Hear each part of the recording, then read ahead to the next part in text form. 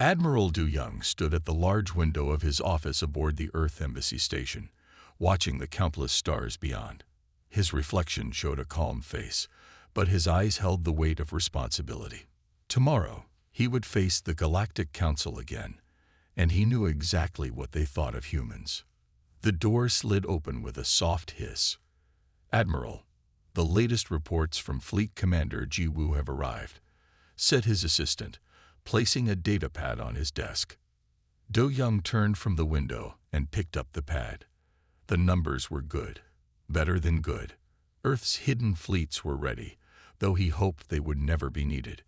He had served in the Earth Defense Force for 30 years, and in all that time, they had chosen peace. Not because they were weak, but because they understood the true cost of war. "Send a message to Ji Woo," he said. "Tell her to continue as planned. The council meeting tomorrow will be interesting." The next morning, Du Young walked into the enormous council chamber.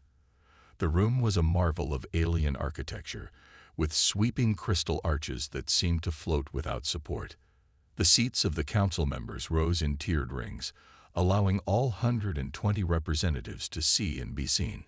High Councilor Xar, a tall being with silvery skin that rippled like water, stood at the central podium. "The council recognizes Admiral Du Young of Earth," Xar announced, voice echoing through the chamber. "We will now discuss the recent border dispute between human space and the Meridian Empire." Do Young bowed slightly, a gesture of respect that many council members saw as submission. He knew better. "Honorable Council," he began, "Earth wishes to resolve this matter peacefully. The Meridian Empire's mining operations have crossed into our territory 3 times in the past month.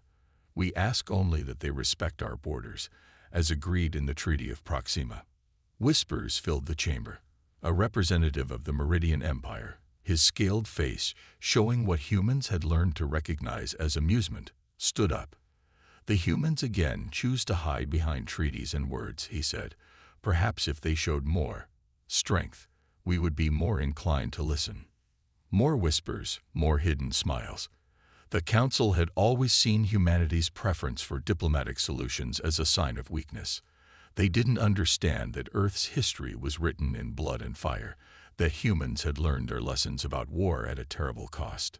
"The council notes Earth's concerns," Xar said, "but we find no cause for action.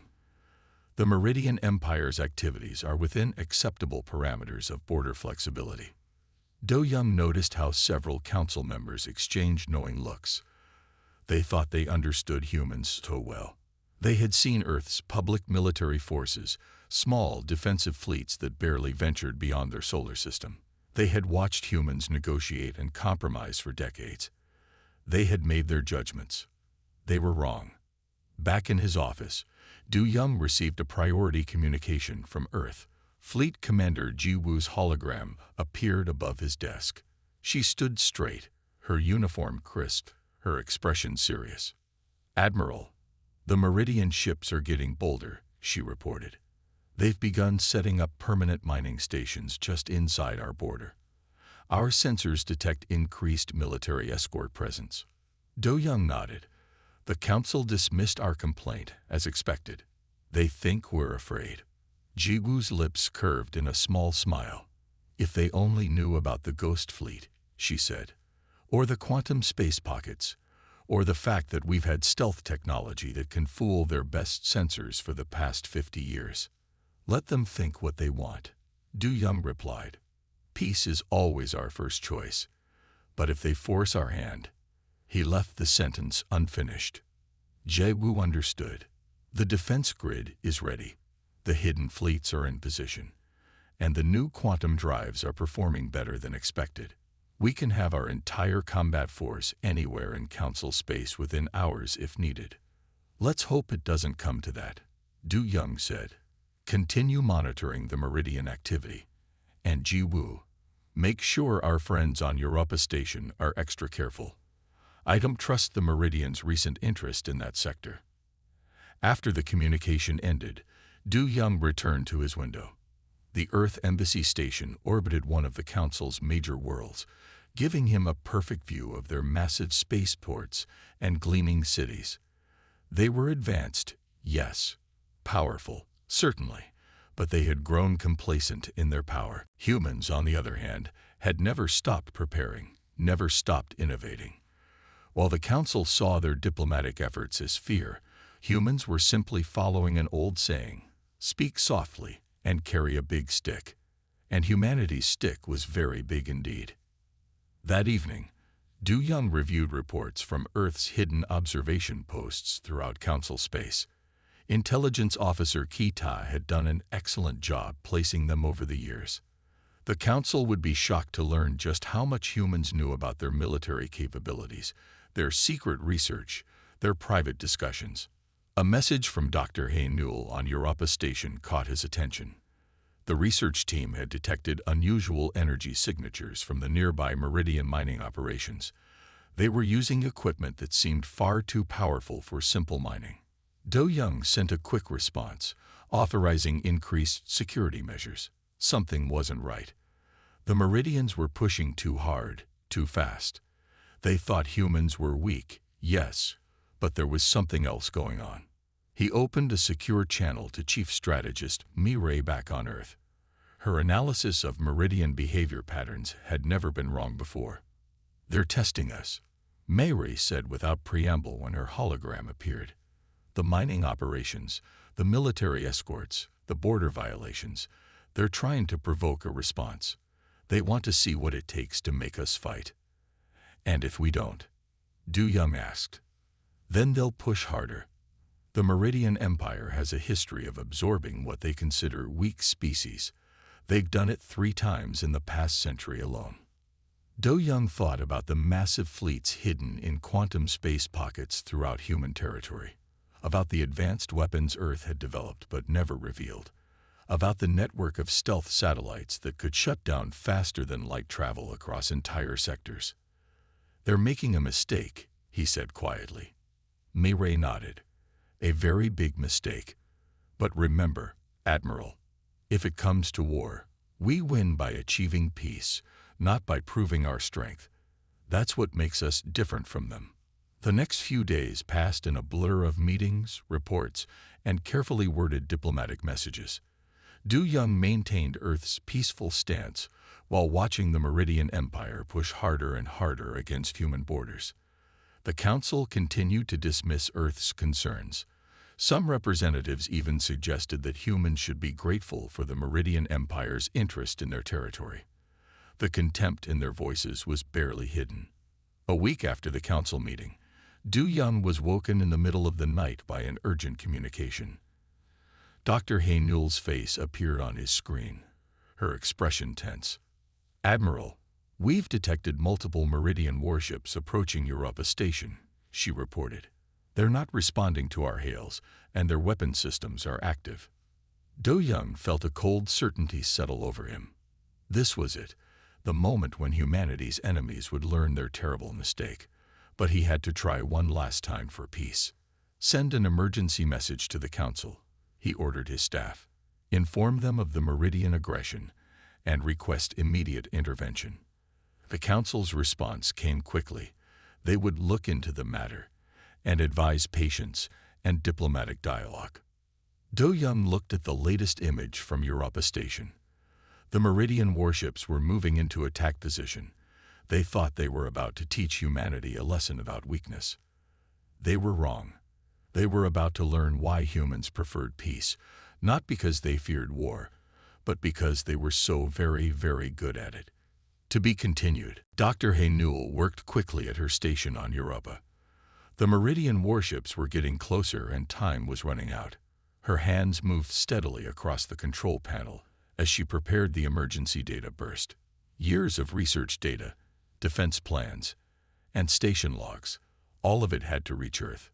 All non-essential personnel, please move to the emergency shelters, she announced over the station's communication system. Her voice remained calm, though she could see the Meridian ships through the observation window. Their weapons were powered up, glowing with an angry red light against the darkness of space. The research station's shields were stronger than the Meridians knew, but they wouldn't last forever. Hay Newell had overseen the installation of those shields herself, making sure they appeared standard on any scans while hiding their true strength.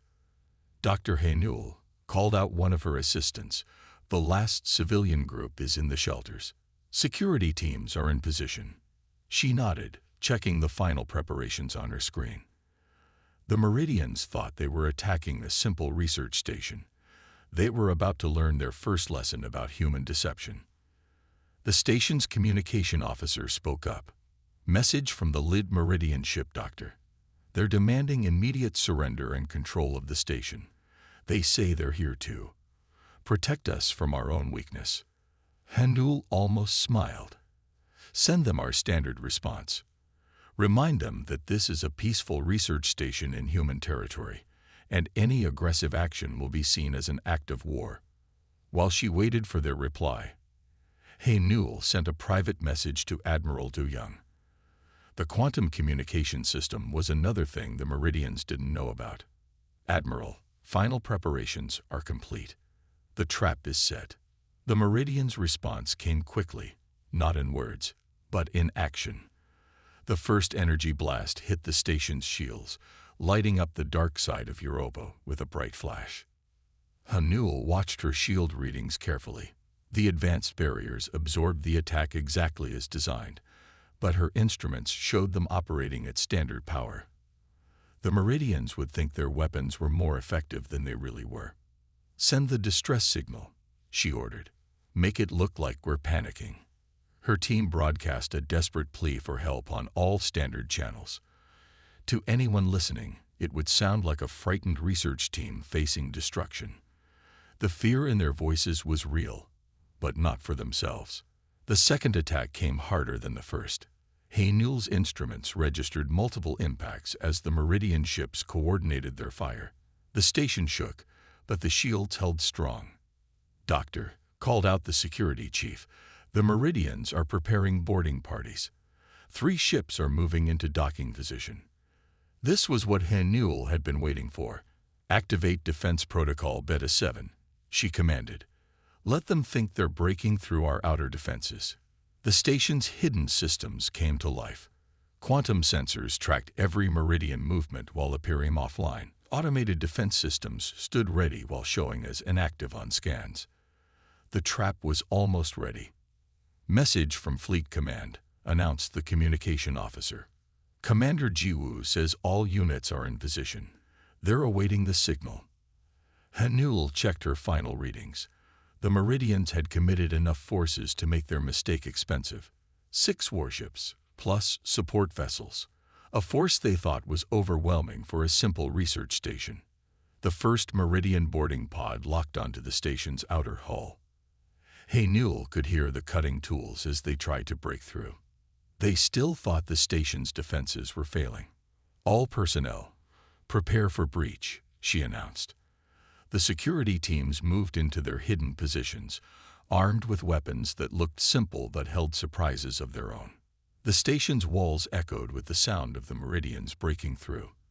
Hay Newell watched on her security feeds as the first attackers entered the station. They moved with the confidence of those who expected no real resistance. Let them reach checkpoint 3, she ordered, then spring the first trap. The Meridian boarding teams moved through the station's corridors, weapons ready. They passed checkpoint 1, then 2, finding only empty rooms and frightened-looking scientists hiding in corners. The scientists were actually security officers in disguise, each one carefully watching and reporting the invaders' movements. When the first team reached checkpoint 3, Hay Newell pressed a single button on her console. Hidden force fields snapped into place, cutting the Meridian forces into small, isolated groups. At the same time, the station's artificial gravity shifted in specific sections, throwing the invaders off balance.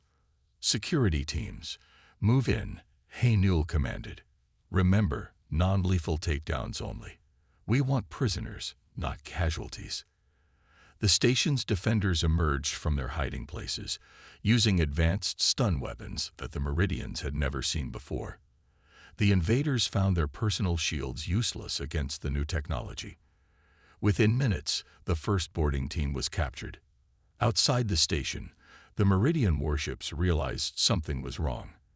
They increased their attack, pouring more fire into the station's shields.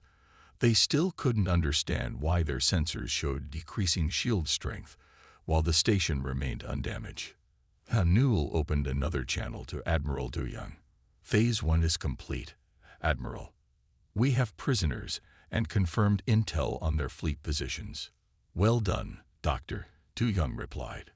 Begin Phase 2. Let's show them why attacking the human research station was their second mistake. Newell turned to her control panel and entered a complex series of commands. The station's hidden defense systems powered up, revealing their true nature for the first time. The Meridian ships suddenly found their sensors scrambled by technology they didn't understand. Their weapons lost power as hidden energy dampeners activated. Their engines struggled against invisible forces that held them in place. Broadcasting on all frequencies, Newell announced, "This is Dr. Newell of Europa Research Station to all Meridian vessels. Your boarding attempt has failed. Your weapons are ineffective. You are now trapped in a containment field of our design. This is your only chance to surrender." The Meridian commander's response was predictable. More ships began emerging from faster-than-light travel, responding to calls for reinforcement. Soon, 15 warships surrounded the station, their weapons charged. Newell sent another message to Fleet Command. "Commander Jiwoo, they took the bait. All Meridian forces are committed." "Understood, Doctor," Jiwoo replied. "The Ghost Fleet is moving into position. Prepare for Phase 3. The Meridian ships pressed their attack, still believing they faced only a single research station. They never noticed the subtle distortions in space around them as humanity's hidden fleet emerged from their quantum pockets. Newell watched her long-range sensors as hundreds of human warships appeared, surrounding the Meridian fleet, ships that no one in the Galactic Council knew existed, using technology that humans had kept secret for decades. "Attention Meridian forces," Commander Jiwoo's voice broadcast across all channels. "You are surrounded by the Earth Defense Force Ghost Fleet. Your weapons are disabled. Your engines are contained. Surrender now, or we will be forced to demonstrate exactly why humans prefer peaceful solutions." The Meridian ships hung motionless in space, caught between the station's containment field and the human fleet. Their sensors finally showed the truth. They were hopelessly outgunned by forces that shouldn't exist. Newell looked at her station's crew, seeing pride in their eyes. The Meridians had thought they were attacking a weak target. Instead, they had walked into a carefully prepared trap, designed to teach them, and the Galactic Council, a valuable lesson. "Message from the Meridian commander," reported the communication officer. They're surrendering, Doctor. Send word to Admiral Duyung," Newell ordered. "Tell him Phase 3 is complete. The catalyst worked exactly as planned." As she watched the Meridian crews being taken into custody, Newell thought about the coming days.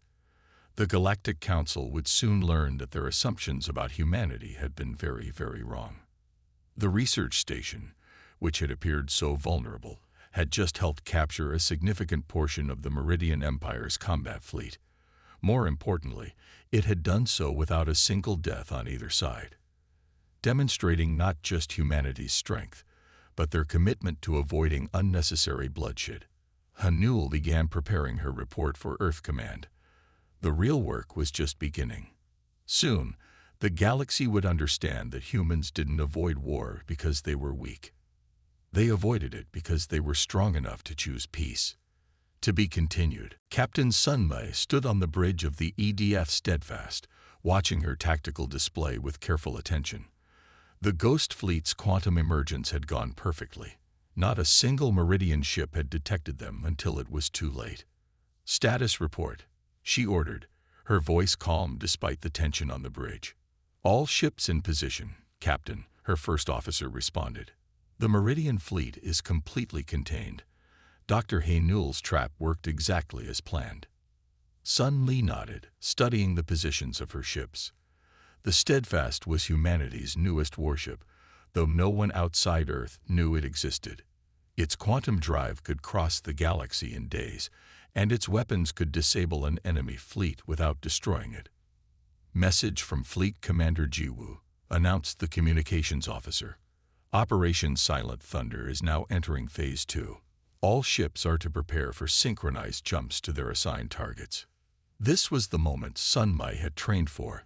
The Meridian attack on Europa Station wasn't just an isolated incident. It was the excuse humanity had been waiting for. Now they would show the galaxy why peace had always been a choice, not a necessity. Send the coded signal to all sleeper units, Sun Mai ordered. Tell Intelligence Officer Kita his waiting is done. Throughout Council space, hidden human agents received the signal. Kita had spent decades placing them in key positions, gathering intelligence, and preparing for this day.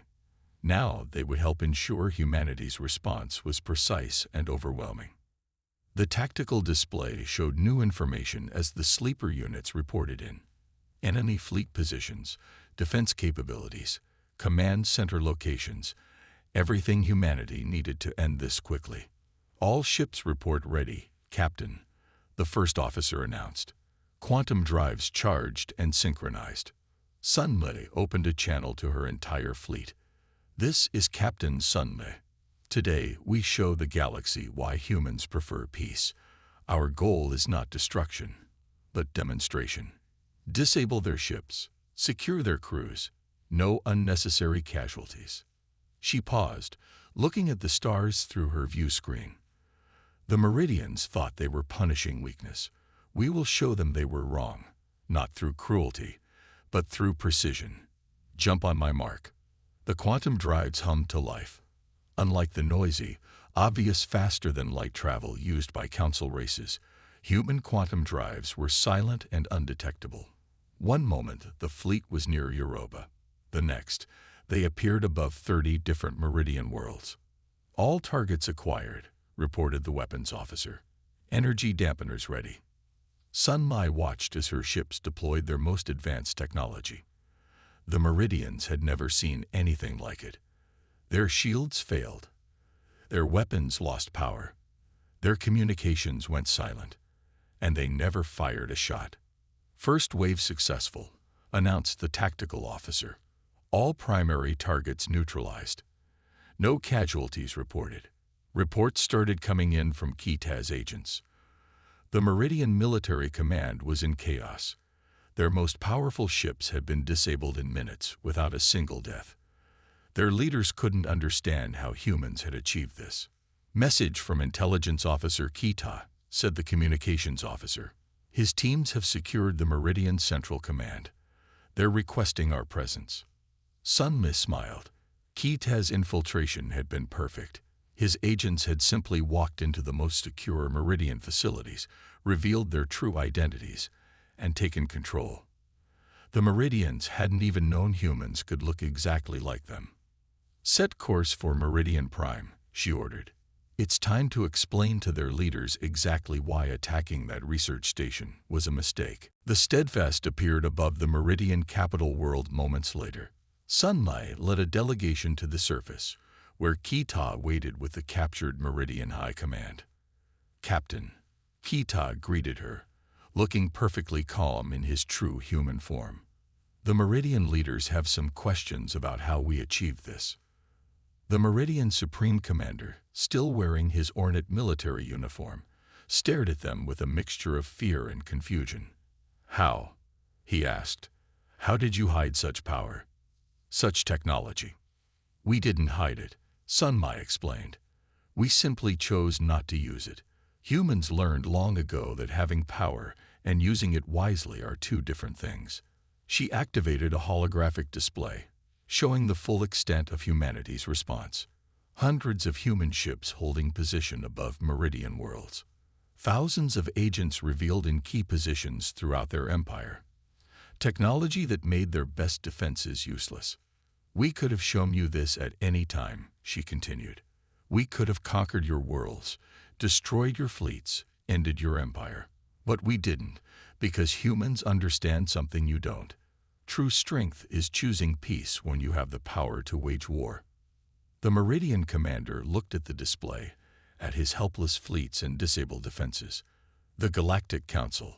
They told us humans were weak, that you feared conflict. The Council was wrong, Kita said simply. They saw what we wanted them to see. They watched us choose peace and thought it meant we couldn't fight. They never understood that peace requires more strength than war. Sun Mi's communicator signaled an incoming message from Fleet Commander Jiwoo. Captain, Phase 2 is complete. All Meridian military assets are under our control. No casualties reported on either side. Thank you, Commander, Sun Mi replied. She turned back to the Meridian leaders. Now we will show you something else humans have learned: how to turn enemies into allies. She laid out humanity's terms. The Meridian Empire would acknowledge its aggression, make reparations for the attack on Europa Station, and accept human oversight of their military activities for 5 years. In return, humans would share some of their non-military technology and help the Meridians build a more stable society. These terms are generous, the Meridian commander said slowly. Why? Because the goal of power should be to lift others up, not push them down, Sun Mi explained. Humans learned this lesson through centuries of warfare on our own world. We don't want to rule you. We want to help you understand why peace is always better than conflict. As she spoke, more reports came in from across Meridian space. The entire operation had taken less than 6 hours. An empire that had threatened war had been completely neutralized without a single death. Message from Admiral Du Young, announced Kita. He's preparing to address the Galactic Council. They're about to learn that their assumptions about humanity were very, very wrong. Sun Li nodded, thinking about the changes this day would bring. The galaxy would never again mistake human patience for weakness. But more importantly, they would learn why humans had chosen peace even when they had the power to choose otherwise. Prepare a ship for the Meridian leaders, she ordered. They should be present when Admiral Du Young explains to the Council exactly why humans prefer diplomatic solutions. As she watched the Meridian commander and his staff being escorted to their transport, Sun Mi thought about the message humanity had sent today. They had revealed their power not through destruction, but through precision. Not through cruelty, but through control. The galaxy was about to learn an important lesson. Humans didn't fear war. They simply knew better than to want it. To be continued. Admiral Du Young walked into the Galactic Council chamber for the second time that week. This time was different. Behind him came the Meridian Supreme Commander, followed by Captain Sun Mi and Intelligence Officer Kita. The chamber buzzed with confused whispers as council members noticed the Meridian leader's subdued demeanor. High Counselor Sar stood at the central podium, his silvery skin rippling with concern. The Council recognizes Admiral Du Young of Earth. We have received disturbing reports from Meridian space. Thank you, High Counselor, Du Young said calmly. I am here to provide clarity about those reports. But first, I believe the Meridian Supreme Commander has something to say. The Meridian leader stepped forward. His proud bearing remained, but his voice carried new respect as he spoke. The Meridian Empire acknowledges its illegal attack on the human research station at Europa. We also acknowledge our complete defeat by human forces, achieved without a single casualty on either side. The council chamber erupted in chaos. Representatives jumped to their feet, shouting questions and demands for explanation. Sar had to strike his ceremonial staff 3 times to restore order. Explain, Sar demanded, looking at Du Young. How could humans possess such military power without the Council's knowledge? Du Young activated a holographic display in the center of the chamber. It showed the full extent of Operation Silent Thunder. Hundreds of human ships appearing simultaneously across Meridian space, thousands of revealed agents, technology that made the strongest defenses useless. The Council believed humans feared war because we always chose peace, Du Young said. You never considered that we chose peace because we understood war better than anyone. He gestured to Chief Strategist Myray, who had just entered the chamber. She stepped forward, carrying data that would change how the galaxy saw humanity forever. For 300 years, Mayray explained, humans have maintained the largest and most advanced military force in known space. We hid it not out of fear, but out of wisdom. Our history taught us that showing power often leads to using it. The display change, showing the true extent of human technology. Quantum drives that could cross the galaxy in days. Weapons that could disable entire fleets without destruction. Stealth systems that made ships invisible to all known sensors. While the Council watched our small defensive fleets, Mayray continued, our real forces waited in quantum space pockets we developed centuries ago. While you dismissed our diplomatic efforts as weakness, our agents worked in every major government, gathering intelligence we never needed to use. The Council members watched in stunned silence as the display showed more revelations. Human ships appeared and disappeared at will. Agents changed their appearance to match any species. Technology that seemed impossible worked perfectly. The attack on Europa Station was not just a mistake, Tu Young said. It was an opportunity to show why humans always prefer peaceful solutions. Captain Sunmai, please share the operation results. Sunmai stepped forward. Operation Silent Thunder neutralized the entire Meridian military in 6 hours. We captured their fleets, secured their worlds, and disabled their defenses. We did this without a single death, using technology we've had for generations, but chose not to reveal. Keita spoke next. My agents could have taken control of any government in Council space at any time. We had the power to conquer, to rule, to destroy. Instead, we chose to help, to trade, to negotiate.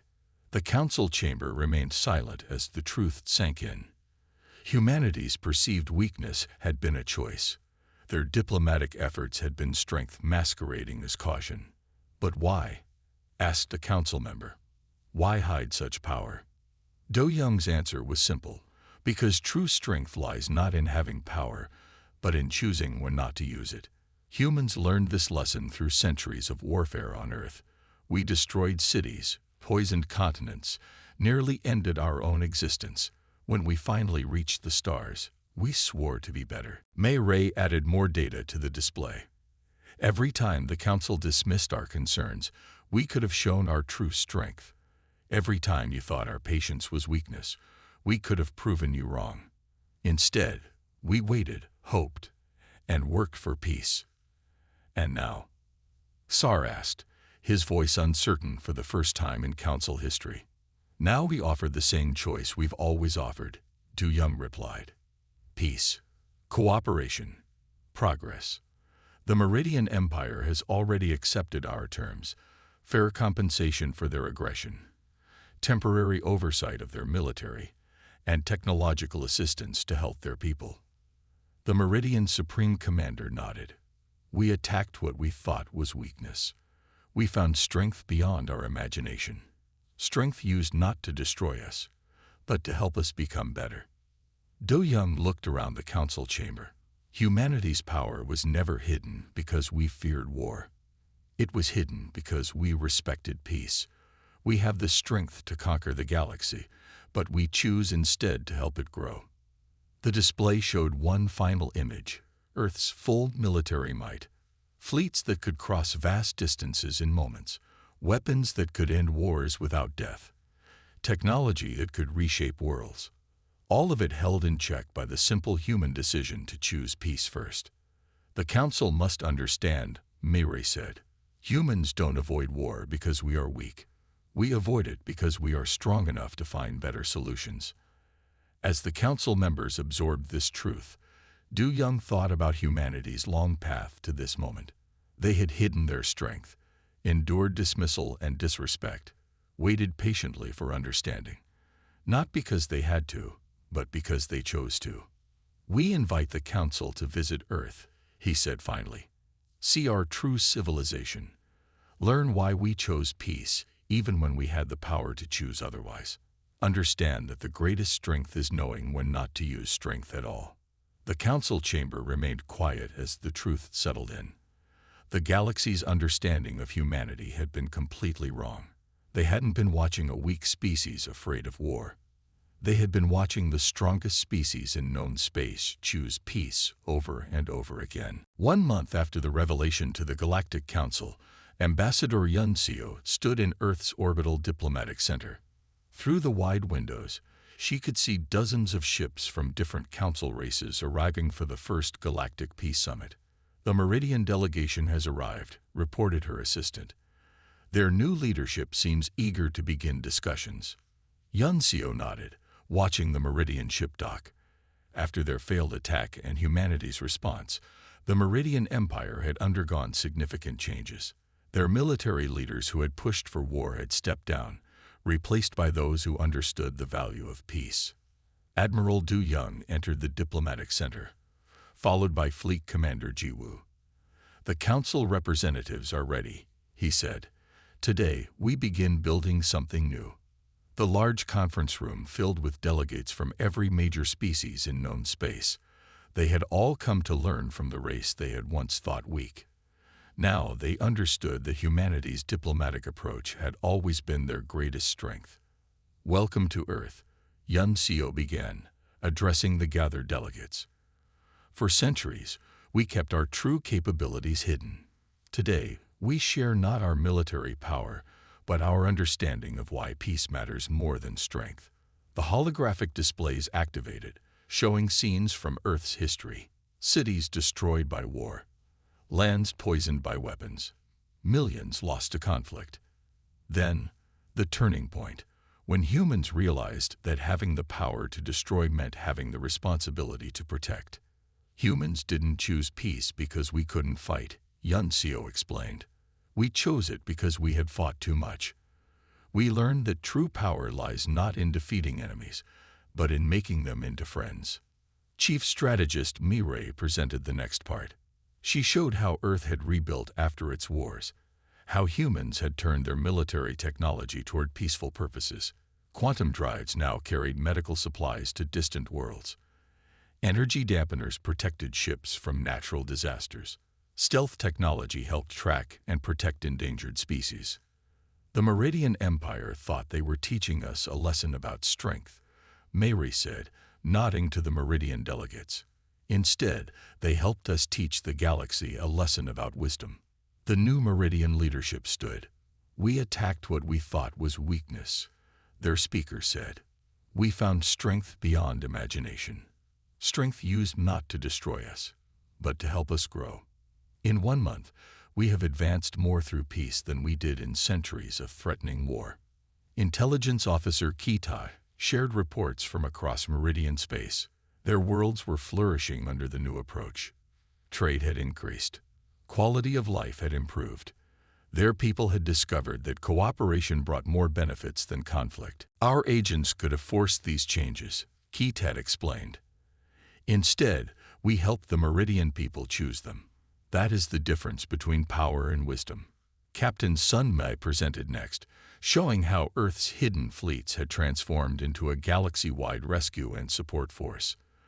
The same ships that could have conquered worlds now protected trade routes, responded to disasters, and helped developing civilizations. "Humans have the strongest military force in known space," Sun Mei said. "But our greatest victory was learning not to use it." The council delegates watched and learned. They saw how humans had built their society, how they had developed technology that could either help or harm, and how they had consistently chosen to help. "Today, we offer all of you a choice," Yunseo announced. "Earth will share its technology, its knowledge, and its understanding. Not because we have to, but because we choose to. Not to make you weak, but to help you become strong in the ways that truly matter." She presented the Galactic Cooperation Treaty. Unlike the old agreements built on fear and power, this one was founded on mutual respect and shared progress. Earth would help other races develop, but only if they committed to using their new capabilities for peace. "Some of you may wonder why we offer this," Du Young said, addressing the gathered delegates. "Why share power with those who once dismissed us? The answer is simple, because humans learned long ago that real strength comes from lifting others up, not holding them down." The delegates discussed the treaty, asked questions, and slowly began to understand. They had thought humans were hiding weakness behind diplomacy. Instead, humans had been showing them a better way to use strength. The galaxy stands at a turning point, Yuncio continued. We can build a future based on cooperation instead of conflict. We can turn the power to destroy into the power to create. We can choose, as humans chose centuries ago, to be better than our fears. One by one, the delegates stepped forward to sign the treaty. The Meridians went first, having already learned the lesson about true strength. Others followed, each understanding that they were part of something historic. As Yuncio watched the signatures being added, she thought about humanity's long journey to this moment. They had hidden their power not out of fear, but out of hope. Hope that the galaxy would learn what humans had learned through such painful history. Today marks a new beginning, she announced as the last signature was added. Not because humans finally revealed their strength, but because the galaxy finally understood their wisdom. True power has always been about the choices we make, not the weapons we hold. The delegates stood together, representatives of a galaxy that had learned an important lesson. They had thought humans feared war, only to discover that humans had moved beyond fear to something greater, the strength to choose peace, even when war was possible. As the first Galactic Peace Summit concluded, Yuncio looked out at the stars. Humanity had kept its greatest power hidden for centuries. Not their weapons or their technology, but their understanding that peace was always stronger than war. The galaxy had learned that humans didn't fear war. They had simply found something better to believe in.